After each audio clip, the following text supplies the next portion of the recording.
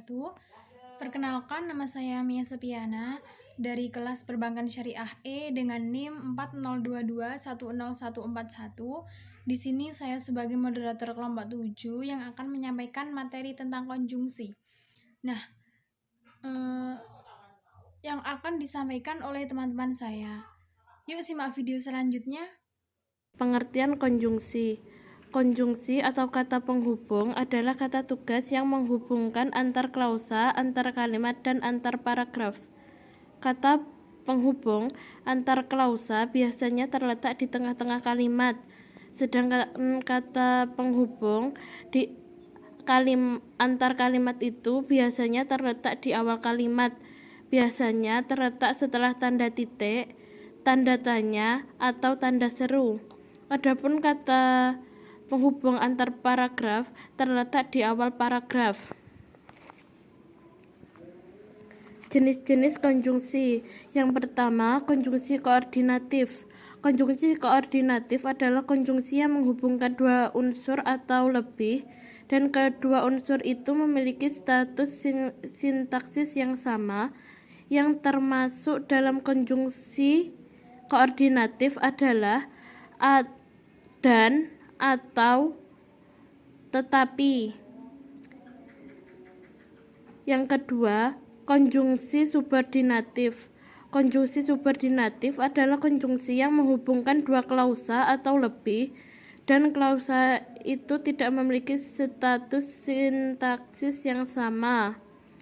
Yang ketiga, konjungsi korelatif. Konjungsi korelatif adalah konjungsi yang menghubungkan dua kata, frasa, atau klausa. Konjungsi korelatif terdiri dari dua bagian yang dipisahkan oleh salah satu kata, frasa, atau klausa yang dihubungkan. Yang keempat, konjungsi antar kalimat. Konjungsi antar kalimat adalah kata yang menghubungkan kalimat yang satu dengan kalimat yang lainnya. Dalam penggunaannya, konjungsi antar kalimat menyatakan makna yang berbeda. Yang kelima, ada konjungsi intrakalimat. Konjungsi intrakalimat atau konjungsi antar klausa adalah konjungsi yang menghubungkan satuan kata dengan kata, frasa dengan frasa, dan klausa dengan klausa. Yang keenam atau yang terakhir yaitu kata konjungsi antar paragraf. Sebuah paragraf biasanya disusun oleh kalimat yang satu sama lain itu berhubungan, sehingga kalimat itu membentuk kesatuan yang bersifat kohesif dan koheren. Macam-macam konjungsi berdasarkan fungsinya. Yang pertama yaitu kata konjungsi aditif atau gabungan. Kata penghubung koordinatif yang menghubungkan suatu kebahasaan yang sejajar atau sederajat. Kedua, kata konjungsi pertentangan. Kata penghubung koordinatif antar kalimat yang sederajat, namun mempertentangkan kedua kalimat tersebut. Yang ketiga, kata konjungsi temporal atau waktu. Kata penghubung yang menjelaskan hubungan waktu antara dua hal dan peristiwa. Kata-kata konjungsi itu ada yang menghubungkan hal-hal yang setara. Yang kelima, kata konjungsi final atau tujuan merupakan kata penghubung modalitas yang menjelaskan maksud dan tujuan suatu acara atau tindakan. Yang keenam adalah kata konjungsi sebab atau kasual, menjelaskan bahwa suatu peristiwa atau tindakan terjadi atas sebab tertentu. Yang keenam ada kata konjungsi akibat atau konsekutif, konjungsi yang menggambarkan suatu peristiwa atau tindakan terjadi atas sebab peristiwa lain. Yang kedelapan ada kata konjungsi syarat atau kondisional. Konjungsi syarat yang menjelaskan suatu hal bisa terpenuhi apabila syarat yang ada dipenuhi atau dijalankan.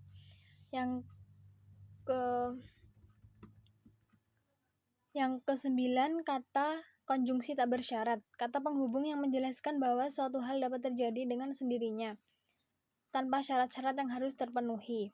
Yang ke-10, kata konjungsi perbandingan. Kata penghubung perbandingan yang berfungsi menghubungkan dua hal dengan cara memperbandingkan dua hal tersebut. Yang ke-11, kata konjungsi korelatif. Kata penghubung yang menghubungkan dua buah kalimat yang memiliki hubungan sedemikian rupa sehingga salah satu mempengaruhi atau melengkapi yang lain. Dan yang terakhir adalah kata konjungsi penegas. Konjungsi ini berfungsi sebagai menegaskan atau meringkas suatu hal yang telah disebut sebelumnya. Dan untuk contoh-contoh konjungsi. Yang pertama, contoh konjungsi koordinatif. Yang pertama, he was crying and his wife was sobbing. Yang kedua, he was looking for me and my sister. Yang ketiga, I came to your house or you came to my house. Yang kedua adalah contoh konjungsi subordinatif, antara lain Mr. Bukhari was already dead when the doctor came. I will go for Hajj if my land sells.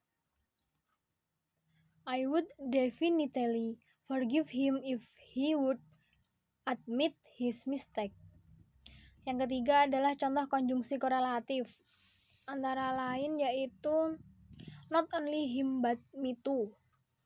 Neither you, nor your wife, nor you in-laws will receive a souvenir, let alone other people.